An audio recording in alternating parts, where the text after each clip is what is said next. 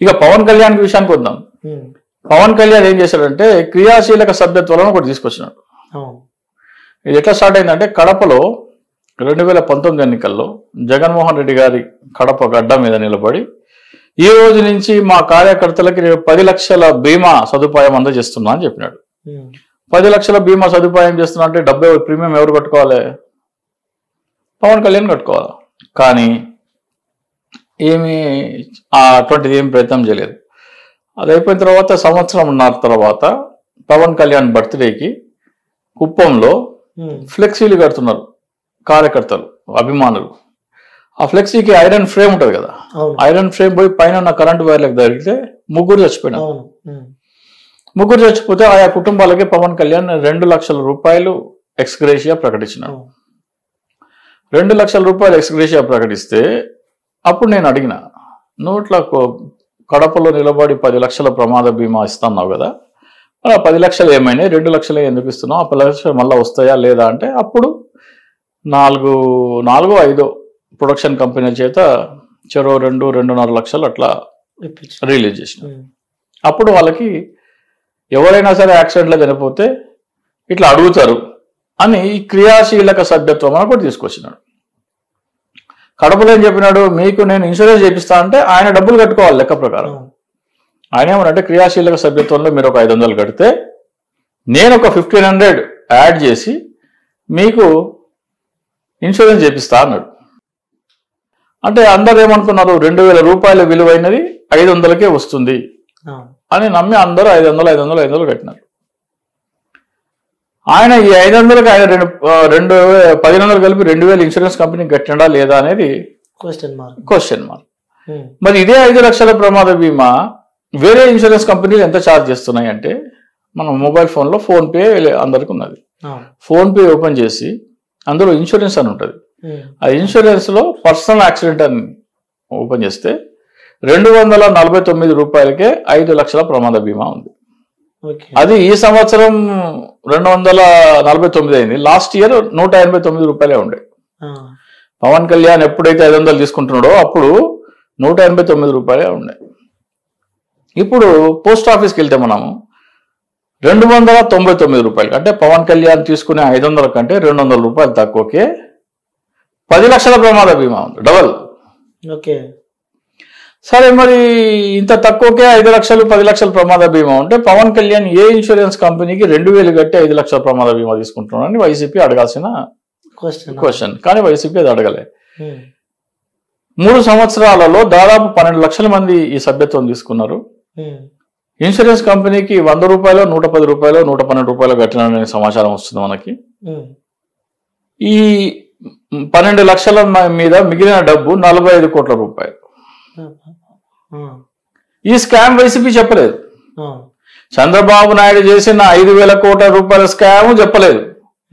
ఈ 45 కోట్లు నా కష్టార్జితం ప్రజలకు పంచిపెడతాను, నా ఆస్తులన్నీ ప్రజలకి పంచిపెడుతున్నానని ప్రచారం చేసుకున్న పవన్ కళ్యాణ్ ఆటోలు తోలుకునే వాళ్ళు, ఇడ్లీలు అమ్ముకునే వాళ్ళు, టీ స్టాల్ వాళ్ళు, రిక్షాలు దొక్కునే వాళ్ళు, వాళ్ళ దగ్గర 500 మీకు 2000 500కి ఇస్తా అని చెప్పి మభ్యపెట్టి తీసుకొని 45 లక్షలు దోచుకున్న సంగతి వీళ్ళు చెప్పలేదు.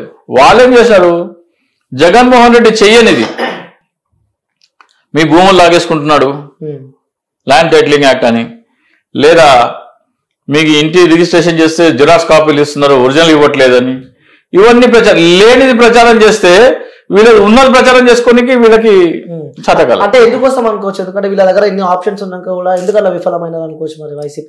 అంటే వీళ్ళ దగ్గర ఈ సమాచారం ఉందో లేదో తెలియదు కదా మనకి. 5 లక్షల కోట్ల అవినీతి అనే సమాచారము జగన్మోహన్ రెడ్డి గారి దగ్గర ఉందో లేదో మాకు తెలియదు. అమరావతిలో స్కామ్ జరిగింది అని తెలుసు, కానీ అది ఇట్లా జరిగింది అనేది సమాచారం ఉందో లేదో తెలియదు. అట్లాగే పవన్ కళ్యాణ్ ఇన్సూరెన్స్ స్కామ్ దాదాపు 45 కోట్లు దోచుకుందో లేదో ఇన్ఫర్మేషన్ ఉందో లేదో తెలియదు. సో ఈ ఇన్ఫర్మేషన్ కనుక వాళ్ళు ప్రచారం చేసుకున్నట్టయితే వై నాట్ 175 ఈజీగా 175 కొట్టేటోళ్ళు, డౌటే లేదు.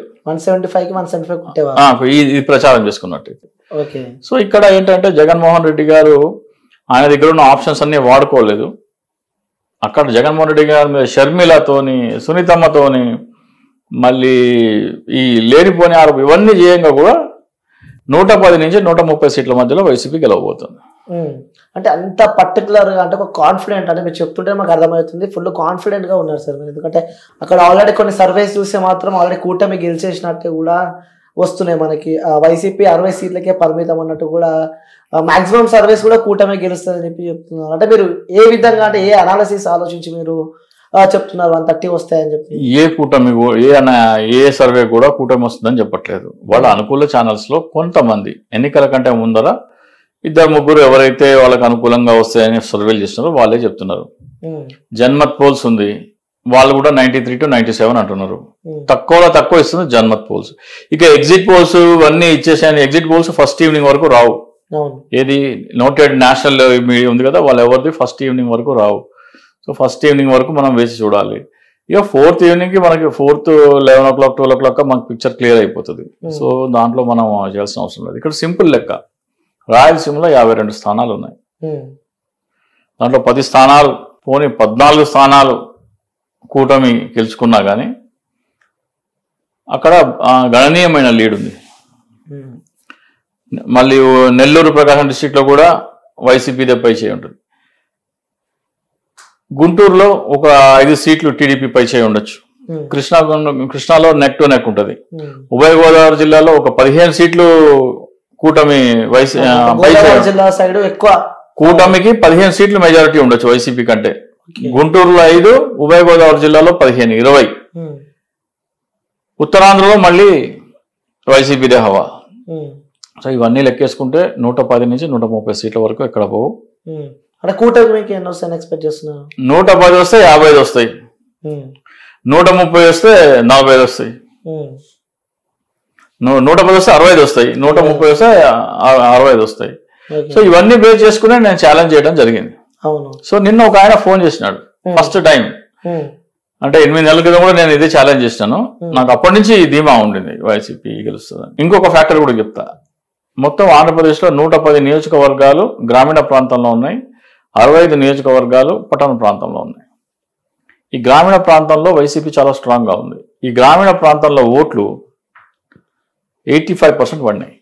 85%. పట్టణ ప్రాంతంలో 72% పడ్డాయి. అంటే 65 స్థానాల్లో 72% పడ్డాయి. ఎక్కడైతే తెలుగుదేశం స్ట్రాంగ్గా ఉందో ఆ నియోజకవర్గాలు 65. వైసీపీ స్ట్రాంగ్గా ఉన్న నియోజకవర్గాలు 110. అట్లాగే పోలింగ్ కూడా తెలుగుదేశం స్ట్రాంగ్గా ఉన్న చోట తక్కువ పడింది, వైసీపీ స్ట్రాంగ్ ఉన్న చోట ఎక్కువ పడింది. సో ఇవన్నీ చూసుకుంటే మనం వేరే చూసుకుంటే 110 to 130. ఇక సగం విషయానికి వస్తే నిన్న ఒకరు ఫోన్ చేసినారు ఫస్ట్ టైం. ఎవరికి ఆ డౌట్ రాలేదు, ఒకైనా ఫోన్ చేసినారు. సగం మీసం తీస్తా అంటే మీరు సెంటర్ నుంచి లెఫ్ట్ తీస్తారా, సెంటర్ నుంచి రైట్ తీస్తారా, పై నుంచి కింద తీస్తారా అన్నాడు. ఇట్లా తీస్తారా, ఇట్లా తీస్తారా, ఇట్లా తీస్తారా అని అడిగిన. నేను అన్నాను land pooling act Jaganmohan Reddy చేయని దాన్ని మీరు చేసినట్టు ప్రచారం చేస్తున్నారు. అట్లాగే రిజిస్ట్రేషన్ ఒరిజినల్ ఇవ్వట్లేదు, జిరాక్స్ ఇస్తున్నారు, మీరు ప్రచారం చేసినారు. మీ తెలివితేటలు మీరు చూపించినప్పుడు నా తెలివితేటలు నేను చూపిస్తాను చెప్పి అదే ఆన్సర్ ఏమి ఇచ్చారు. అదే వాళ్ళ తెలివితేటలు వాళ్ళు చూపించినారు, నా తెలివితేటలు ఫస్ట్ ఆఫ్ ఆల్ అవసరమే రాదు. ఫస్ట్ ఆఫ్ ఆల్ 99.999% అవసరం రాదు. ఒకవేళ వస్తే మీరు మీ తెలివితేటలు చూపిస్తున్నారు, నేను నా తెలివితేటలు చూపిస్తాను.